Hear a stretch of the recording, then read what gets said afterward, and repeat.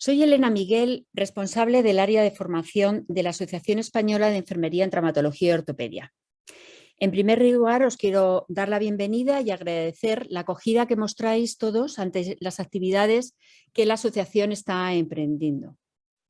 En este seminario online, a modo de guía de cuidados de la artroplastia de cadera, se van a abordar no solo los cuidados en todo el proceso asistencial, sino también las evidencias científicas a través del método científico en todo este proceso. Para ello contamos con dos enfermeras expertas en el tema, María Sáenz Jalón y Verónica Moreno Cuesta. Voy a explicar brevemente la metodología que vamos a seguir para el desarrollo de todo este webinar. Daré paso a cada una de las ponentes y tras la exposición de ambas pasaremos a la parte de las preguntas.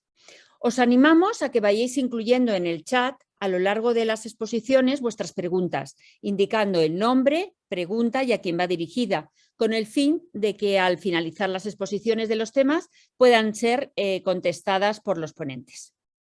A continuación os voy a presentar la primera ponente, que es María Sáenz Jalón. Nos va a hablar sobre las evidencias científicas y el diseño metodológico en los cuidados enfermeros de la artroplastia de cadera. María es enfermera del área quirúrgica del Hospital Universitario del 12 de octubre de Madrid y tiene gran experiencia en investigación. Hola, muy buenas. Me llamo María, soy enfermera del área quirúrgica del 12 de octubre, llevo allí trabajando casi 4 años, aunque la mayor parte de mi trabajo la he desarrollado en el Hospital Marqués de Valdecilla de Santander. Bueno, pues tengo algo de experiencia en investigación y me gusta mucho pues, hacer trabajos y preparar estas cosas. La metodología es dura y es difícil, entonces yo lo que quiero dar con esta pequeña charla es unas pinceladas para que sepáis qué es un poco la evidencia científica y si alguien os enseña que un tratamiento o una prueba o un diagnóstico está basado en evidencia científica con un grado, que entendáis qué significa ese grado, si es realmente un grado que merece la pena aplicarlo o que no. Y con esto, bueno, pues vamos a empezar con ello. La artroplastia de cadera es la segunda cirugía en traumatología que más se realiza en España. La primera es la de rodilla, que habrá casi unos 70.000 casos al año, y la segunda es la de cadera, que tenemos unos 50.000. Con un incremento anual, la verdad que bastante importante. En los últimos 10 años se ha incrementado un 174%. Con lo que si seguimos a este ritmo, lo más seguro es que en 10 años se hagan casi 100.000 cirugías. Todo esto por el envejecimiento y por dar una mejor calidad de vida a estos pacientes. Una prótesis de cadera, ya sea en hospital público o en hospital privado, tiene un coste más o menos con unos 3-4 días de ingreso de unos 9.000 euros, siempre que vaya todo bien. Yendo todo bien, este es el coste. Pero si se produce una infección, estos gastos se pueden disparar desde 60.000 euros hasta todo lo que nos podamos imaginar. Aparte del gasto, el problema que da para el paciente y el riesgo para su salud. Vale, vamos a meternos ya en lo que es el tema de la charla, que es la medicina basada en la evidencia y el método científico. Desde la antigüedad, cuando alguien se trataba, pues había una variación de tratamientos y de decisiones muy grande. O sea, ya no hablamos desde los fenicios, los romanos, bueno, que cada uno hacía pues lo que buenamente podía. Si nos estamos hablando de principios del siglo XX, en los que todavía no había mucha coordinación entre médicos, entre hospitales, y que todavía se consideraba la medicina como un arte. Si un médico pues lo hacía muy bien y salvaba a muchos pacientes, pues tenía mucha más fama que uno que había prescrito un tratamiento y no le había ido bien. Pero se basaban mucho en el método empírico, en el de esto me ha funcionado, pues lo replico. Y a veces funcionaba y a veces no. Entonces, a partir de aquí, vieron los médicos, sobre todo, que había que aplicar el método científico, que era hacer cosas que realmente veían que funcionaban bien, no solo a uno, sino que se podía replicar muy, muy abundantemente. Para que veáis lo en pañales que estaban estos estudios, en 1917 se hizo el primer estudio a doble ciego, es decir, que un tratamiento no se sabía y el otro sí. Y en 1948 también se empezaron a hacer los primeros estudios aleatorios, o sea que estamos hablando de hace 70 años, hace nada. Entonces decidieron que para tratar a los pacientes había que hacerlo basándose en una evidencia científica, no que a alguien le hubiera ido bien un tratamiento, sino que a muchos alguienes le había ido bien ese tratamiento y por qué. Y esto todo se explosionó en la década de los 90. ¿Y dónde explosionó? En Canadá. En Canadá, en la Universidad McMaster, en Ontario. ¿Y por qué? Pues porque había muchos gastos y entonces se empezaron a ver en las escuelas públicas de salud, de prevención, que había que elaborar un método en el que se pudiera revisar la evidencia científica para decidir qué tratamiento se debía usar. Porque no todo lo publicado es utilizable. O sea, si alguien te dice, no, es que este tratamiento se ha publicado en tal revista, ya, pero habrá que ver qué tipo de ensayo es o qué tipo de estudio y qué potencia tiene, porque no es lo mismo, así hablando en cosas sencillas, hacer un estudio con 200 pacientes que con 200.000. La potencia no tiene nada que ver, aunque sea el mismo tipo de estudio. Entonces, ¿qué es la medicina basada en la evidencia? Bueno, pues es una guía para decidir si aplicar o no una determinada intervención, un tratamiento o un procedimiento. ¿Pero en qué nos basamos? En la solidez de la evidencia que lo respalda, es decir, que hay estudios y que hay gente que se ha dedicado a estudiar y a hacer tratamientos para que eso esté respaldado y sea funcionalmente aprovechable. Los primeros, como os he dicho antes que empezaron, fueron los Canadian Task Force in the Periodic Health en 1979 y empezaron en salud preventiva. Y empezaron a salir guías. Ellos empezaron con la primera guía, pero hay muchísimas. He visto que hay descritas hasta 100. Están la NICE, la CEN, la GRADE, la SAIN, de Oxford hay varias. Entonces, bueno, lo que más importa es decidirse por una o basarnos en una cuando nos den un tratamiento. Entonces, basándonos en lo que os he dicho, que no todos los estudios tienen la misma potencia, hay unos estudios que tienen mucha más validez que otros. Los que más tienen son las revisiones sistemáticas, que son las que mayor evidencia científica tienen. Luego están los ensayos clínicos aleatorizados, los estudios de cohortes, los estudios transversales, los ecológicos y los estudios de un caso y de series de casos. Y me dices, vale, muy bien, María, eso está muy bien, pero a mí explícame un poco qué es esto. Vale, pues vamos allá. ¿Qué es una revisión sistemática o un metaanálisis? Un metaanálisis o revisión sistemática es una síntesis de la evidencia disponible que hay en esos estudios, ya sea de manera cuantitativa o cualitativa, y que resumen toda la información de un tema en un solo artículo. Por ejemplo, pues las revisiones de la Cochrane, me imagino que a todos nos suena, pues eso es una revisión sistemática, que han cogido un tema, pues por ejemplo, que si las prótesis de cadera se luxan cuando se sientan a más de 90 grados.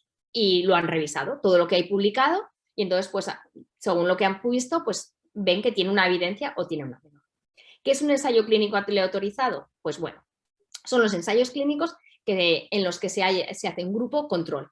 Es decir, a un grupo se les hace una intervención o se les da fármaco o un tratamiento y al otro se le controla. Son aleatorizados porque no se sabe a qué tipo de paciente, a cuál de ellos le hemos dado un tratamiento o no se lo hemos dado o le hemos dado un placebo. Luego están los estudios de cohortes. Bueno, pues lo que se mide en estos estudios son la frecuencia de aparición de un evento en estos dos grupos, en los cuales un grupo está expuesto a un factor y el otro no. Y entonces, bueno, pues de los dos grupos se seleccionan en función de si hemos estado expuestos a un tipo de enfermedad o a un tipo de evento y se hace un análisis. Estos estudios de cohortes pueden ser prospectivos, porque se expone posteriormente a la enfermedad o al tratamiento, o retrospectivos porque ya se les ha dado. Los estudios transversales, o también llamados estudios de prevalencia, pues describen los datos encontrados en una muestra de población sin la intervención del observador. Simplemente nos dicen qué es lo que pasa en un momento dado en un grupo de población y no sacan ninguna inferencia ni ninguna pregunta si hay factores de riesgo o algo influye en que se desarrolle tal enfermedad o tal evento, ¿vale? Luego están los estudios ecológicos. Los estudios ecológicos, a diferencia de los anteriores, no se centran en un individuo, se centran en la población. Entonces, lo que hacen es estudiar poblaciones en su conjunto. Por ejemplo, se usan muchísimo para ver los estudios de cáncer. Entonces, se pueden ver en diferentes poblaciones o en diferentes tiempos cómo ha afectado un tipo de cáncer a una población durante un tiempo. Y por último, son los estudios de un caso o de series de casos. Los estudios de un caso es que estudian un solo caso y las series de caso es que estudian una serie de casos de una enfermedad concreta de unos individuos concretos y simplemente nos los describen. Son los estudios que menor evidencia tienen. Vale, y una vez que tenemos esto más o menos claro, pues pasamos a las guías. Os he cogido nada más dos guías. La clasificación GRADE, y que es una clasificación muy sencillita en la que tenemos 7 niveles de evidencia, el 1A, el 1B, el 1C, 2A, 2B y 2C. Los más potentes, que tienen una recomendación muy fuerte y una evidencia de alta de calidad, es el 1, que tenemos el 1A y el 1B. en los cuales los beneficios superan altamente a los riesgos o viceversa. ¿Y qué calidad metodológica tienen? Pues que son ensayos clínicos sin importantes limitaciones o con una abrumadora, o sea, que hay muchísimos estudios observacionales, ¿vale? Los estudios 1C ya, vamos bajando, son los de evidencia baja o de calidad muy baja.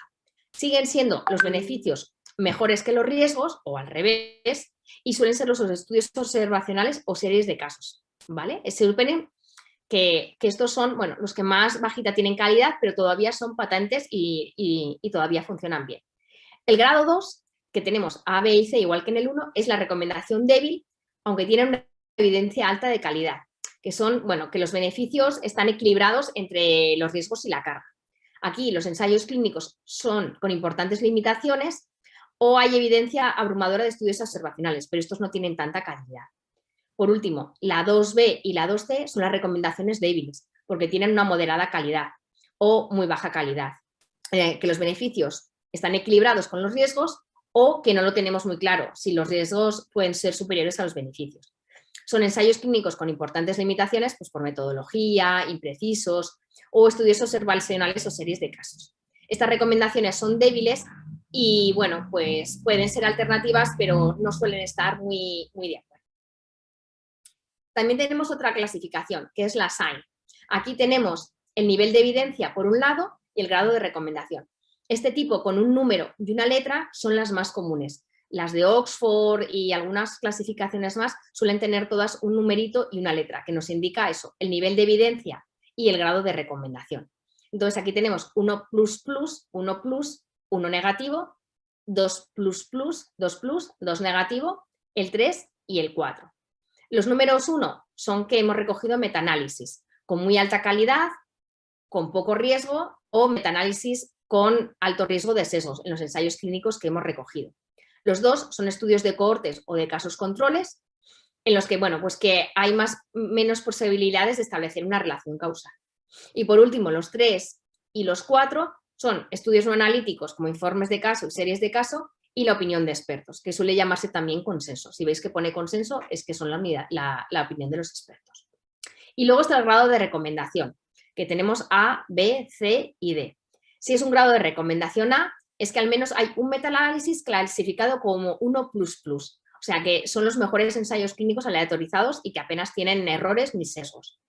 La B, el grado de recomendación B, baja un poquito y es que, bueno, pues los estudios están clasificados como 2++ y que la evidencia científica, bueno, pues se puede extrapolar, pero ya no es tan buena como la anterior. El grado de recomendación C es el volumen de la evidencia científica, compuesta por estudios clasificados como 2+ o 2++, y la D, que es la última, son estudios de nivel 3 o 4, que es la evidencia científica, pues la que menos calidad tiene y que suelen ser opiniones de expertos o que os he dicho, o consensos. Vale. En traumatología, en artroplastias de cadera, ¿cuáles son las guías que más se usan? Que son las que más podéis ver en los artículos. Son la AOS, que es la del American Associated de Traumatólogos, la EFORT y la CHEST.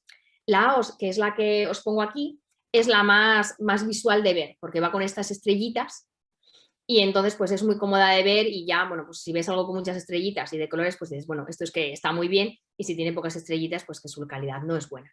Y lo mismo, tienen un nivel de evidencia fuerte, moderado, limitado o de consenso y una evidencia, pues lo mismo, fuerte, moderada, que tenga poca evidencia o hay un conflicto de la evidencia o el consenso que no tiene evidencia. Lo mismo, nos dicen que la evidencia de 4 estrellas son la más alta calidad y que hay consistentes estudios que recomiendan hacer o no hacer la intervención. La moderada, pues hay 2 o más estudios, pues eso, que la calidad ya no es tan buena, que tienen cosas consistentes, pero bueno, ya no es tan fuerte la recomendación. La limitada o que hay conflicto en la evidencia es que, bueno, pues que ya no está tan claro si la intervención o el diagnóstico pues es ya tan bueno o no tan bueno el recomendarlo o el hacerlo. Y el consenso es que no hay evidencia científica. Es que, bueno, a nosotros nos va bien, en nuestro hospital nos va bien y, bueno, pues que lo hemos publicado, pero no tenemos ninguna evidencia científica con estudios que nos la respalden, sino que a nosotros nos va bien hacer este tipo de intervención en la artroplastia de cadera y así lo seguimos. Saber que todas estas guías, antes de pasar a ejemplos, están basadas en el ahorro de dinero. porque ahora me diréis que si no igual hay ciertas incongruencias. Esto lo que se hizo es para que todo el mundo hiciera lo mismo en los mismos hospitales y se pudiera ahorrar dinero, porque veréis ejemplos que son, ya os digo, un poco incomprensibles.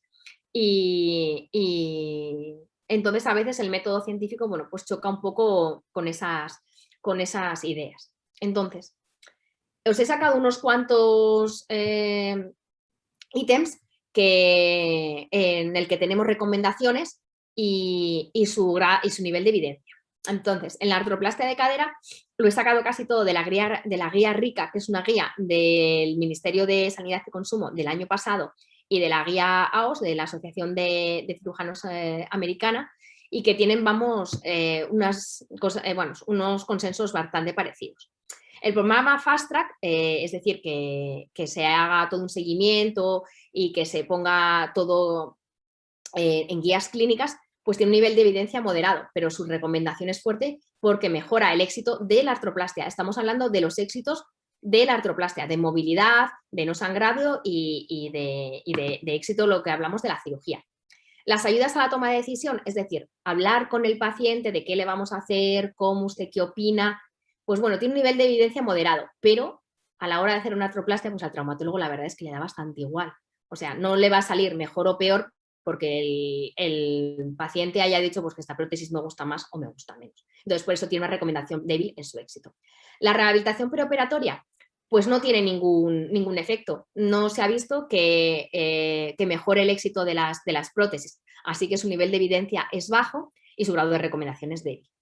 La analgesia neuroaxial o analgesia multimodal, pues bueno, han visto que tiene un nivel de evidencia moderado y una recomendación fuerte. Hacer una anestesia raquídea o intradural, la verdad que sí que mejora al paciente y al éxito de este tipo de intervenciones. El ácido tranexámico, que tan de moda está últimamente, tiene un nivel de evidencia muy alto y un grado de recomendación fuerte, porque evita el sangrado y hay múltiples estudios de muy buena calidad que lo recomiendan para evitar el sangrado postquirúrgico. ¿Dejar los drenajes por rutina? Pues vieron que no se debe hacer. Esta es una recomendación, al contrario, de algo que no se debe hacer.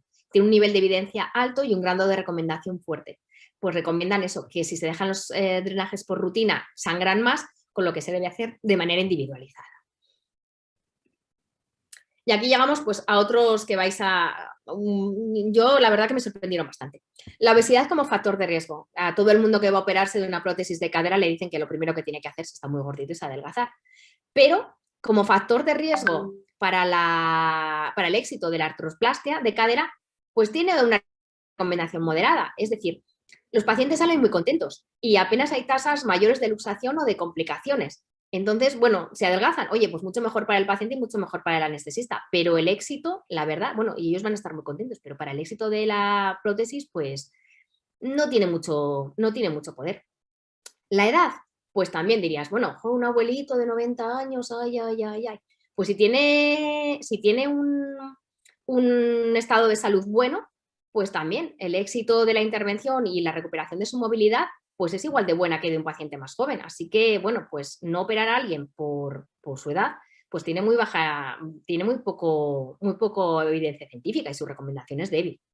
La salud mental, en cambio, sí. La salud mental sí que han visto que los pacientes con la salud mental alterada sí que tienen peores recuperaciones y tienen más tasas de complicaciones. Entonces, bueno, ahí habría que individualizar el tratamiento porque tiene un nivel de evidencia moderado y un grado de recomendación también moderado.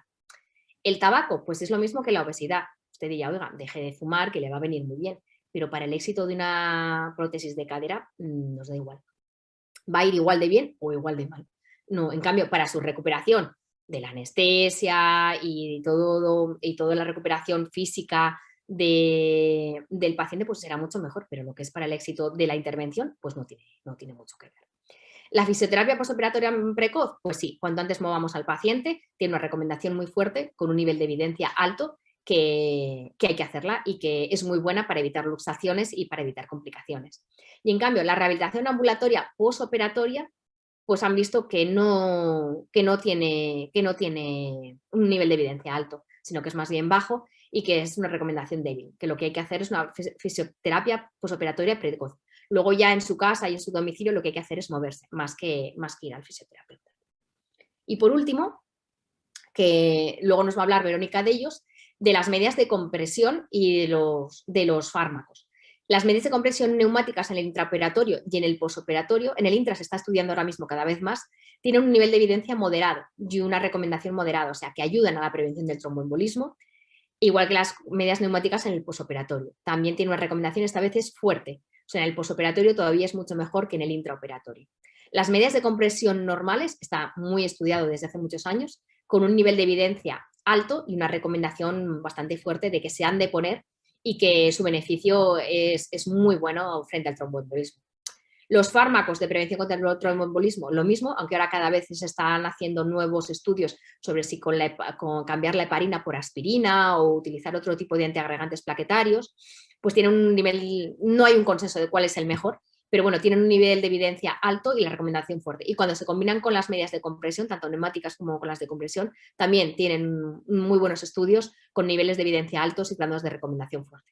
Y por último, pues la antidoterapia, 60 minutos antes de la incisión, pues también tiene un nivel de evidencia muy alto y una recomendación fuerte porque evita bastante los riesgos de infección. ¿Vale? Y esto sería a nivel médico. A nivel de enfermería, pues si nos basamos en la Ananda, vemos que tenemos bastantes dominios alterados, como puede ser el de la nutrición, eliminación, intercambio, el número 4 de actividad, reposo, la percepción y la cognición, el de rol y de relaciones, el 9 de afrontamiento de tolerancia al estrés, los principios vitales, la seguridad y protección y el confort. Todos estos dominios se encuentran alterados. Entonces, como sería muy largo y hay guías clínicas en la bibliografía muy buenas que podéis seguir, he cogido solo 2 dominios para hablaros de los NOC, los NIC y de las actividades. Me ha gustado el de seguridad y protección, sobre todo pues, yo que soy de quirófano, por el riesgo de la integridad cutánea relacionado con la herida quirúrgica, con la presencia o no de drenajes y la inmovilidad física. Su NOC sería la integridad del tisular de la piel y de las membranas y mucosas, el NIC, la vigilancia de la piel y la vigilancia de las heridas, y como actividades pues he cogido nada más unas poquitas, que son la inspección de la herida, vigilar la coloración de la piel, el control de temperatura, la cura séptica, registros de si hay drenajes, las características de su drenaje. De estas aquí, bueno, pues todas conocemos que hay muchísimas actividades y todas, aunque a veces no se registren, todas sabemos que las hacemos.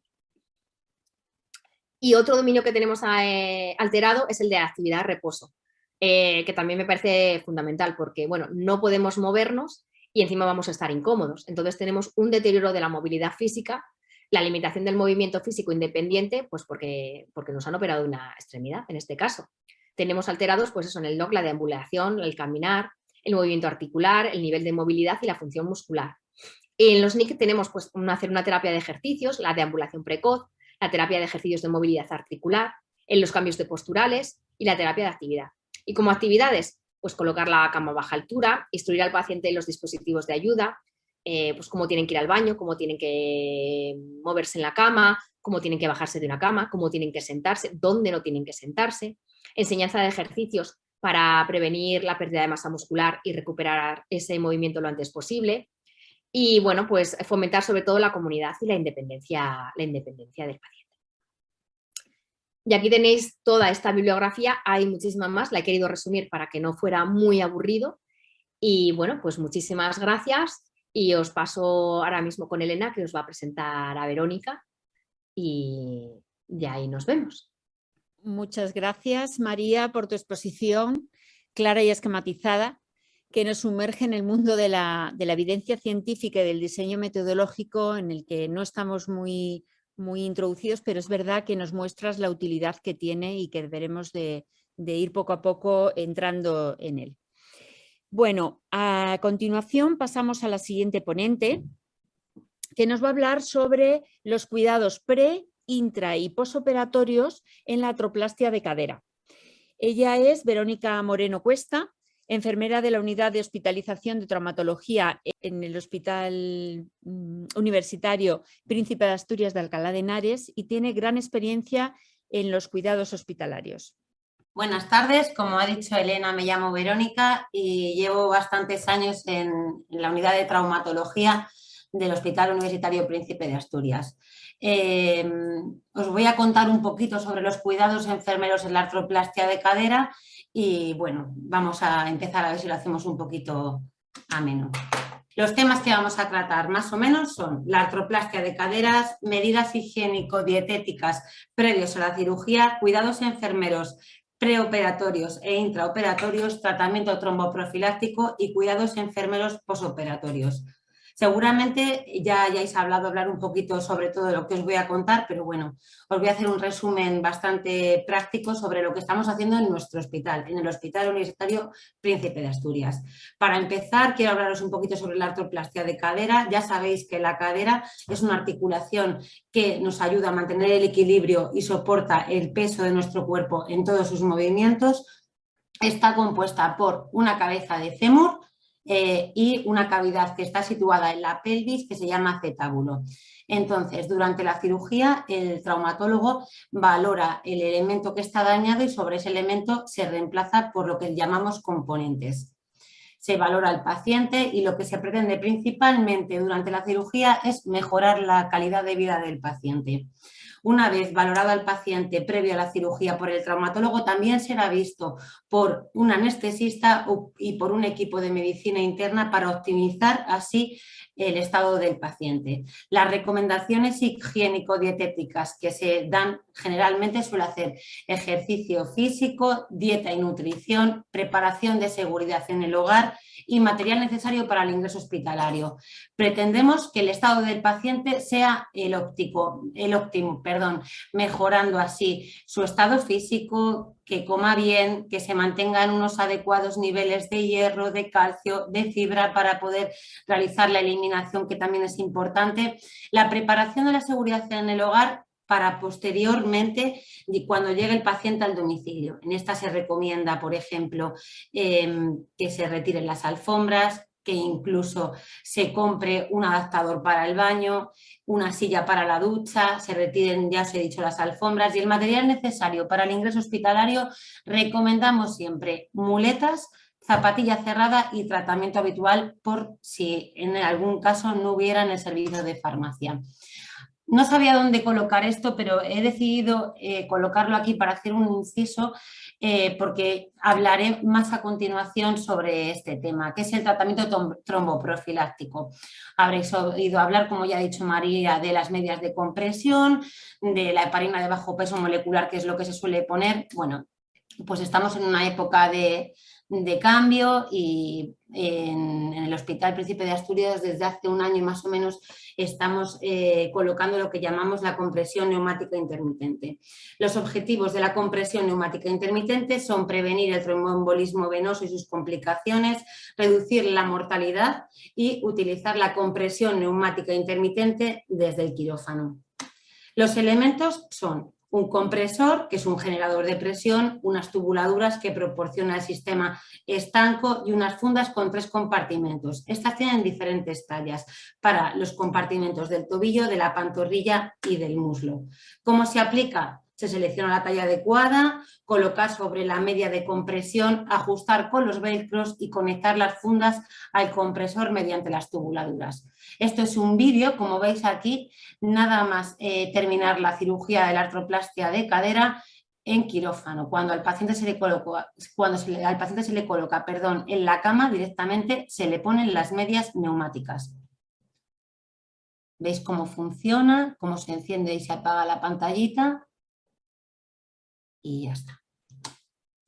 ¿Cómo funciona? Un ciclo de inflado en el que se infla la cámara del tobillo, la cámara de la pantorrilla y la cámara del muslo, y un ciclo de desinflado que las 3 cámaras se desinflan a la vez mientras que las piernas vuelven a llenarse de sangre.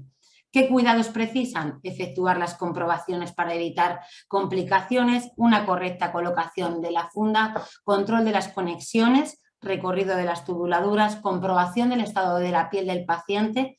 Y el paciente, ya os digo de antemano, que debe tener la compresión neumática todo el tiempo que permanezca en reposo y únicamente se desconectará para la deambulación. Aparte, ya os he dicho del tratamiento no farmacológico, también tenemos el tratamiento farmacológico, que son los antiagregantes, como bien ha dicho María, la heparina no fraccionada, heparina de bajo peso molecular, etcétera. En el Hospital Universitario Príncipe de Asturias estamos utilizando de antemano la heparina de bajo peso molecular, es decir, la heparina de toda la vida, el Clexane o como tengáis de nombre comercial. Pero, como ya os he adelantado anteriormente, estamos en una época de cambio en el que varios estudios, varios metaanálisis, se ha evidenciado que el uso de antiagregantes como el Adiro reduce las complicaciones posteriores hemorrágicas principalmente y de infecciones, tanto en prótesis de rodilla como en prótesis de cadera.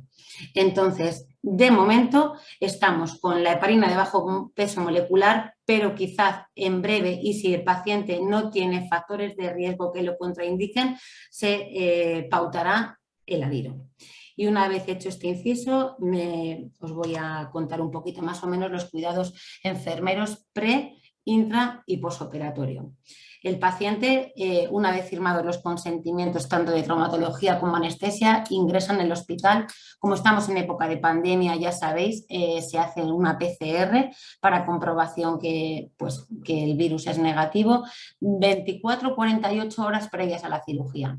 El paciente acude al servicio de admisión, ingresa en admisión en el hospital y pasa directamente a la planta. En la planta de traumatología se realiza una valoración del paciente por los patrones funcionales de Gordon y aquí os he puesto en esta diapositiva un checklist que se usa previo a bajar al paciente a quirófano. También se rellenará en el transfer o en la antesala de quirófano y más o menos las comprobaciones que siempre se deben de realizar son el consentimiento informado de cirugía, el de anestesia, la hoja de valoración de anestesia, si el paciente tiene alergia, si porta marcapasos, si tiene prótesis auditivas que deben de bajar con ellas, si el paciente está en ayunas, se hace el rasurado de la piel que se va a intervenir, la antisepsia con clorhexidina alcohólica, si tiene protocolo de diabéticos, si existe reserva de sangre y si el paciente precisase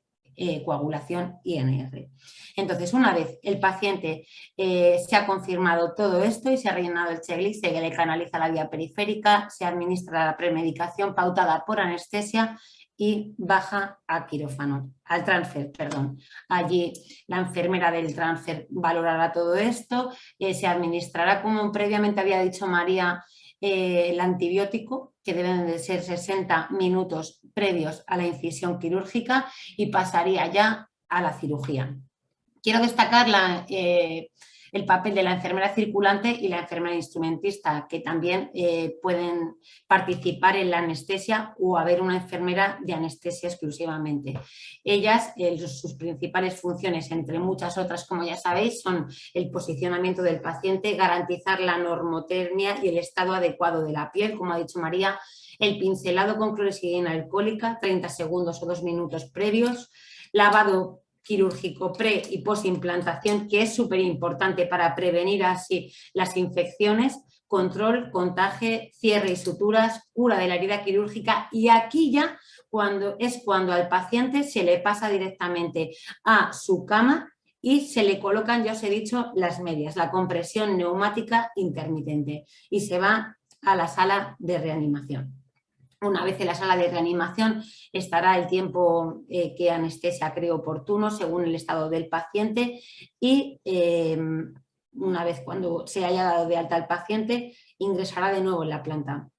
Os he resumido más o menos los cuidados posoperatorios en 3-4 días. Gracias a la compresión neumática intermitente, a las nuevas técnicas y que generalmente ya no se utiliza el drenaje, la recuperación del paciente e ingreso hospitalario está en 3 días aproximadamente, junto con la movilización precoz. Es súper importante la movilización precoz. Entonces, os voy a contar un poquito desde que llega el paciente de la REA a la planta lo que solemos hacer.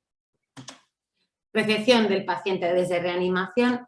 El paciente viene acompañado por un auxiliar de enfermería de REA.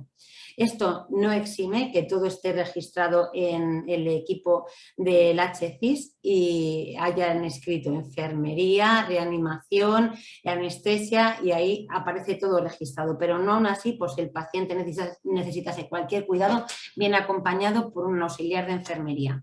Valoración del paciente por patrones funcionales de Gordon, dolor según la escala analógica EVA, funcionamiento de la PCA-IV, la perfusión continua de analgesia, si el paciente precisase dicha perfusión, hay en ocasiones que el paciente no viene con ninguna perfusión, eliminación urinaria, si precisa sonda vesical o si la aporta, estado del paciente, vías venosas, apósito quirúrgico, se valora para ver si hay algún sangrado mayor, normal funcionamiento de la compresión neumática intermitente, medicación pautada, se valora la tolerancia, en el caso de la tolerancia son 12 horas, entre 8 y 12 horas una anestesia general y 6 horas una regional.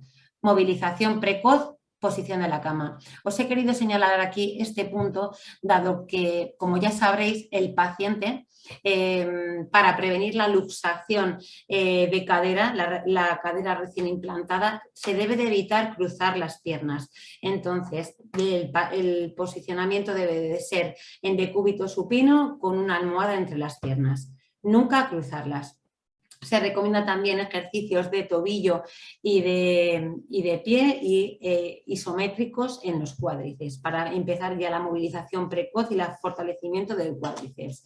Tratamiento farmacológico tromboprofiláctico, como ya os he dicho, ahora mismo se está administrando heparina de bajo peso molecular 12 horas posteriores a la cirugía y se realizará una radiografía de control para verificar que la artroplastia de cadera ha sido un éxito. Día 1, posoperatorio. El paciente ya se encuentra, ya ha pasado un día en el hospital, se toman las constantes por turnos. Os he puntualizado un poquito lo que solemos hacer. Valga que sea un poquito más, un poquito menos, pero para que os hagáis una idea de lo que solemos hacer y lo que quiero más puntualizar, que ya os voy comentando. El control del estado neuromuscular del miembro, extracción de una analítica para comprobación que el estado del paciente se encuentra bien, retirada de la sonda vesical en cuanto el paciente pueda realizar la micción espontánea, ya que una retirada de la sonda vesical previene la infección, administración, medicación prescrita, analgesia, visualización del facultativo de la radiografía del control. Aquí se verificará que la cadera está bien implantada, que la prótesis está bien implantada y que se puede realizar la carga del miembro intervenido. Comprobación del correcto funcionamiento de la compresión neumática y rehabilitación y terapia ocupacional. Entonces, como os he dicho, movilización precoz a tope. Y ahí empezamos con la movilización precoz. Entonces, ¿qué hacemos? Retiramos la compresión neumática intermitente porque el paciente ya va a levantarse de la cama. ¿Cómo se debe levantar de la cama el paciente? Por el lado intervenido, como aparece aquí en el dibujo. Debe de flexionar el lado no intervenido, colocarse al borde de la cama, bajar el miembro intervenido, extendiéndolo, y poquito a poco se irá levantando, ayudado por el personal de enfermería y por el celador. ¿Cómo debe de sentarse? Pues os he puesto cómo debe de sentarse y cómo no debe de sentarse. Creo que queda bastante claro que en el dibujo que las rodillas nunca deben de estar por encima de la cadera para evitar la luxación. Entonces, si fuese preciso que el paciente utilizase el inodoro, como os he dicho anteriormente, se necesitaría un adaptador de inodoro. Y nunca debe agacharse para ponerse los calcetines, abrocharse las zapatillas por el riesgo de luxación de cadera. ¿Cómo debe levantarse de la silla? Pues fácil, apoyando los antebrazos en el reposabrazos del sillón, extendiendo la pierna intervenida, flexionando y apoyando con fuerza la no intervenida.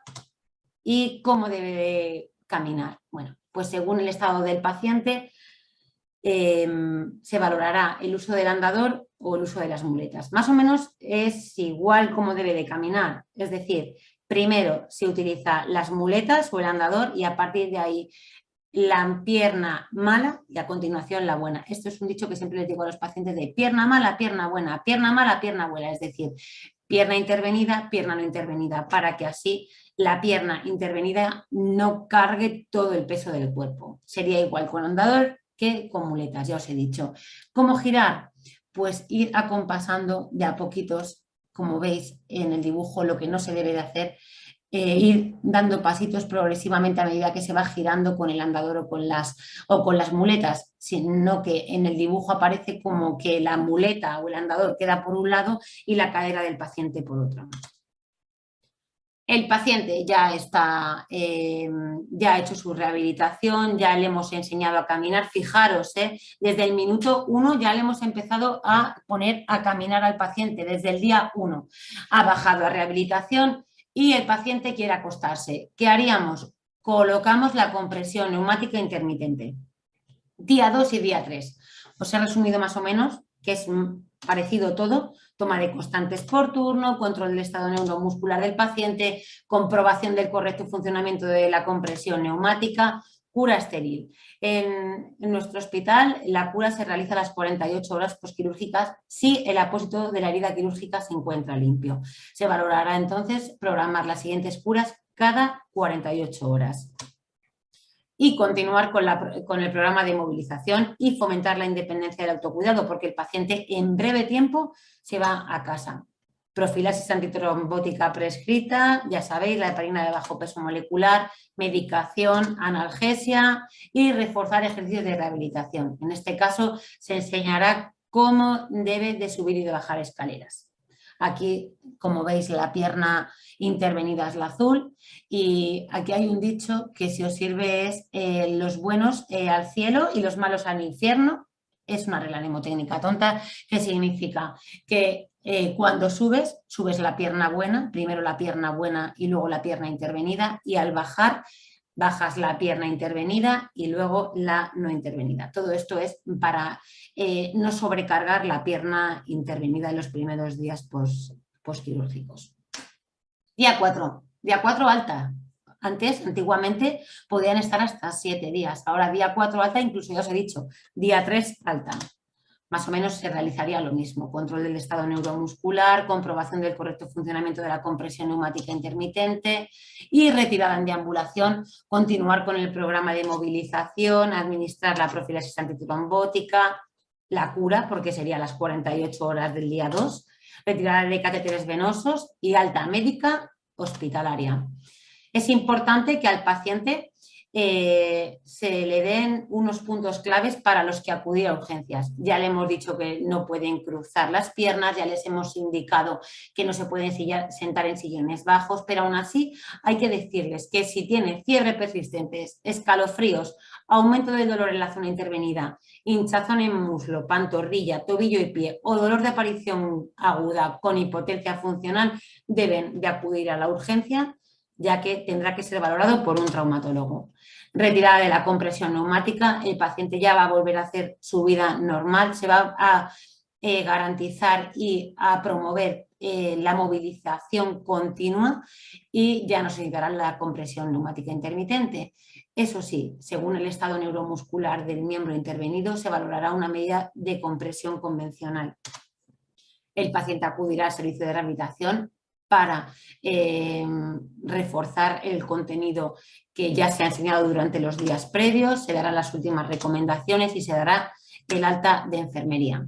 Para finalizar, me ha apetecido poner esta diapositiva porque la verdad es que después de tantos años en traumatología he visto que el paciente cuando acude a operarse viene muy dolorido y piensa que con una operación, con un recambio de prótesis, con el dolor va a cesar. Y lo que no sabe verdaderamente es que el esfuerzo que tiene que hacer para volver a hacer su vida normal es básico, que todo cuesta un esfuerzo, la rehabilitación y todo lo que conlleva ello. Entonces, por eso quería poneros esta diapositiva, espero que os haya gustado y bueno, pues muchas gracias. Cualquier duda, pues ahora la resolvemos o intentaré resolveroslas. Gracias, Verónica, por hacer este resumen tan preciso de todas las fases perioperatorias en la artroplastia total de cadera. Os animo a todos los participantes a ir escribiendo alguna pregunta, duda o comentario que queréis hacer en el chat, que a continuación los vamos a intentar solucionar. Quiero dar las gracias y felicitar a las ponentes por sus magníficas presentaciones y por su generosidad al compartir sus conocimientos y experiencia, para ahondar así en la formación y hacia la competencia profesional de nuestro colectivo. Muchas gracias. También quiero agradecer a Cardinal Health su apuesta y colaboración con OAETO mediante el patrocinio de este webinar, como además es un evento, está validado por el FENIN, ya que cumple los requisitos marcados por su código ético. Os quiero contar también a todos que este vídeo, este webinar está siendo grabado y la grabación va a quedar colgada en nuestra página web. Sabéis que es www.aeto.es. Dentro de las actividades quedará colgado si queréis repasar o si os interesa que alguien lo vea, pues se lo podéis recomendar. Y sin más, yo creo que vamos a pasar a ver ya hay alguna pregunta y vamos a ir contestándola. Veo aquí una pregunta para Verónica que dice: ¿en qué momento colocáis las medias de compresión neumática intermitente? Bueno, pues en la intervención de artroplastia de cadera y en las intervenciones de traumatología, la compresión neumática intermitente se coloca, como ya os he dicho, tras terminar la cirugía. En el momento en el que el paciente pasa a la cama es cuando se coloca la compresión neumática intermitente. No obstante, quería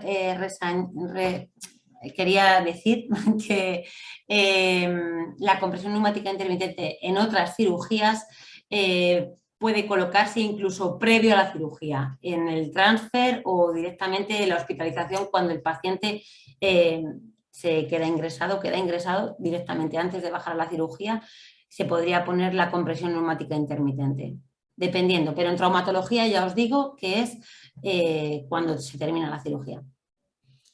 A ver, tenemos una pregunta para María.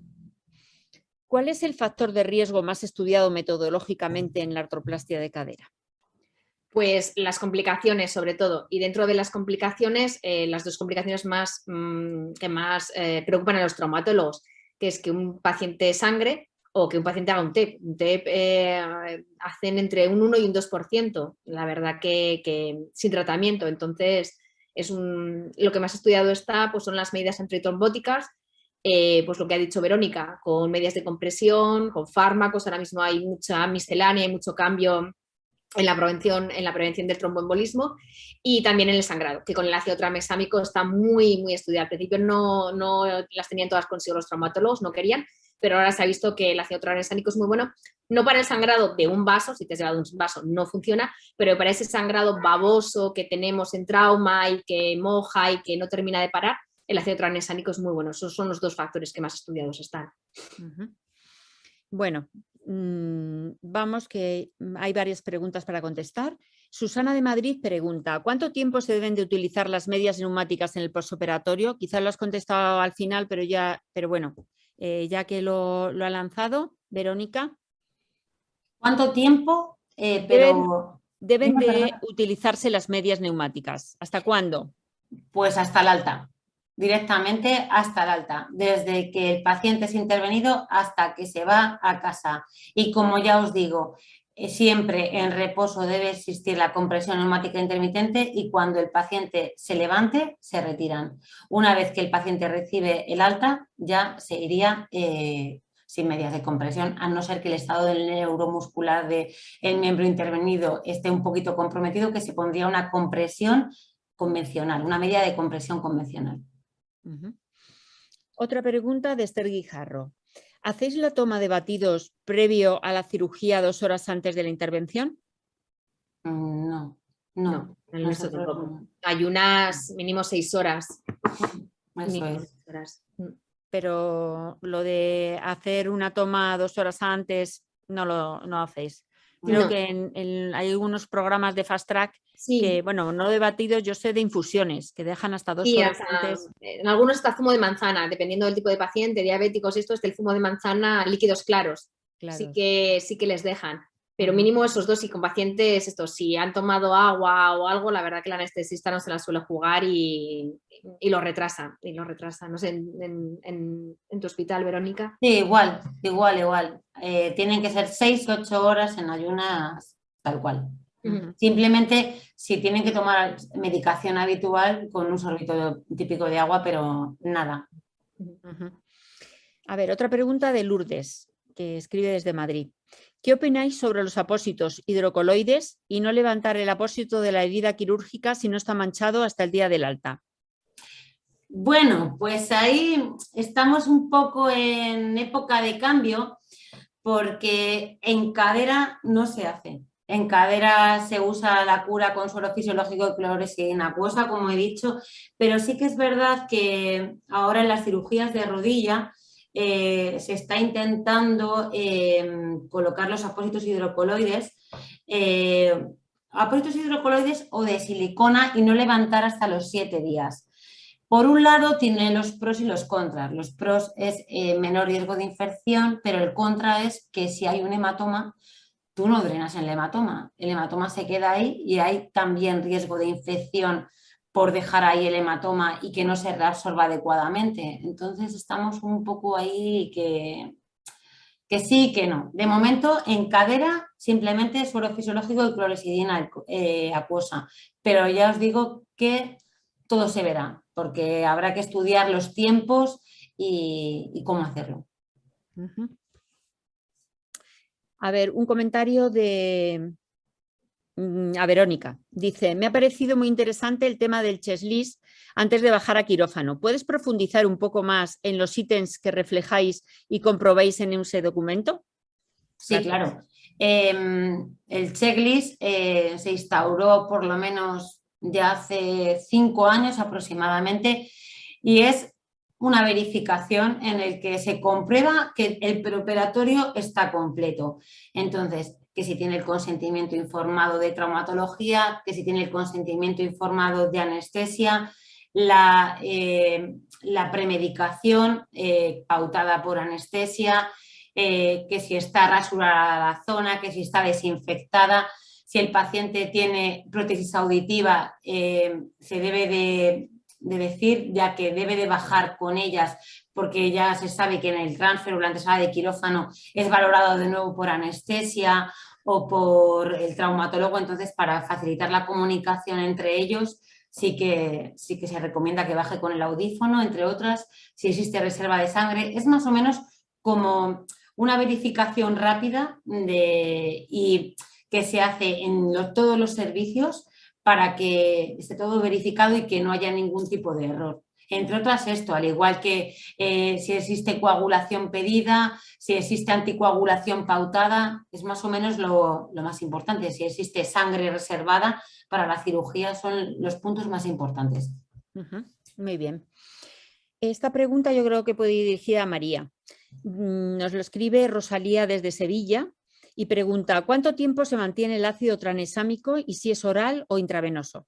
No, el ácido tranexámico solo se administra en quirófano y puede administrarse intravenoso, pero lo normal es que se administre en el lecho de la herida. Nosotros son 3 ampollas de 10 mililitros, la verdad no me acuerdo la concentración, pero se aplican en el lecho de la herida, antes de cerrar. Cuando ya se termina la intervención quirúrgica, cuando ya están cerrando por planos, cerrando la fascia y músculo, ahí inyectan el ácido tranexámico. También se puede poner intravenoso, pero lo general es que se ponga en el lecho de la herida y nada más esa dosis. Luego puede que se pueda poner posoperatoriamente, pero habitualmente no suele hacer falta. Hay un comentario de Miguel Ángel Díaz que dice, en relación a los batidos hipercalóricos, dice, en CGD, que en cirugía general y digestiva. Ahí sí, claro. Si se utilizan esos batidos hipercalóricos hasta 2 horas antes. Yo sí lo sé, en el fast track sí que pero bueno, en cuanto a la trauma... Claro, es que ese tipo de pacientes deben estar preparados de una manera especial. Entonces supongo que será por eso, pero en traumatología, no. las ayunas... Sí, muy estrictos, porque además ya no es en la artroplastia, en las intervenciones quirúrgicas de traumatología las 6-8 horas se aumentan porque normalmente si tú tienes un evento en el que te has roto una pierna, la digestión se para en ese momento. Entonces, puede que hayan pasado 6 horas desde que ha comido, pero igual solo 2 desde que has tenido el evento. Entonces, si no has hecho el vaciado gástrico, vamos, no será la primera vez que alguien come a las 3, tiene un accidente a las 6, lo vas a operar a las de las 12 de la noche y te echa allí la vomitona. O sea, en trauma la verdad que las ayunas son bastante estrictas, bastante. Otra pregunta de Esther Guijarro. ¿Utilizáis apósitos pico? Los apósitos de presión negativa individuales, vamos, no de También, como he dicho, como los hidrocoloides, sí que en algunos casos los usamos. Es que ahora mismo estamos continuamente cambiando, entonces todavía no hay ningún protocolo como tal que se diga hidrocoloides, silicona, pico, pero sí que en algunos casos se utilizan. De hecho, si se ve que la herida va a sangrar y que va a tener un abundante sudado hemático, sí que se suele colocar para facilitar la absorción de ese sudado. Pero ya os digo que depende y que todo está en cambio ahora mismo, que estamos en una época de cambio. Pero sí que se usa también el pico. Nosotros el pico lo hemos utilizado en recambios, por ejemplo, que ya se ha visto que la piel no está en muy buenas condiciones. Incluso lo hemos utilizado una semana antes para activar la circulación de esa piel y luego otra semana en el posoperatorio para ayudar a drenar todo el edema que se ha podido producir en ese momento. Yo lo que dice Verónica, que está todo en un cambio, es uno de las desventajas de la medicina basada de la evidencia, que para cuando salen las revisiones sistemáticas buenísimas, ha pasado tiempo. Entonces dices, vale, ahora estamos, que si el apósito pico, que si no hidrocoloide, no sé qué, igual hasta dentro de 3-4 años no tenemos una evidencia que nos diga, hay que poner esto. Claro. Entonces vamos ahí, pues eso, el consenso, mira, a nosotros nos va bien, pues vamos poniendo esto hasta que alguien haya hecho una revisión o se hayan hecho los suficientes estudios, o nosotros tengamos un estudio hecho muy bueno sobre hidrocoloide, pico, cura, clorexidina, y hayamos decidido que con la clorexidina es lo que mejor nos va. Que se haya hecho un estudio aleatorizado, bien, pero claro, para eso hay que dedicar recursos, hay que dedicar investigación, entonces para cuando la Cochrane sale, pues ya llevamos unos años diciendo qué es lo que mejor puede ser. Bueno, se nos va acabando el tiempo y yo creo que vamos a ir un poco cerrando este seminario y no quería dejar de daros una información sobre nuestra asociación. Para los que no nos conocéis, bueno, os animo a que entréis en nuestra página web y ahí podéis ver anunciado una serie de actividades que tenemos de aquí para el resto del año, como es nuestro Congreso Nacional, que se va a hacer el 2, 3, 4 de noviembre en Palma. Y os animo a participar tanto con vuestros trabajos, vuestra experiencia y vuestra presencia, por supuesto, en el Congreso. Y con todo ello podemos hacer, bueno, pues un programa científico de alto nivel. También hay 2 cursos de instrumentación en cirugía ortopédica y traumatología organizados ya del 1 al 3 de junio en León, en el Complejo Asistencial Universitario de León y bueno, creo que quedan unas poquitas plazas. Porque están limitadas el número de plazas de este curso y también está el curso de actualización de instrumentación en cirugía ortopédica y traumatología en el que podéis ver los programas en nuestra página web que se hace del 5 al 7 de octubre de este año en el Complejo Asistencial Universitario del Sureste en Arganda del Rey, aquí en Madrid. Ambos cursos son teórico-prácticos, son de 20 horas y están acreditados.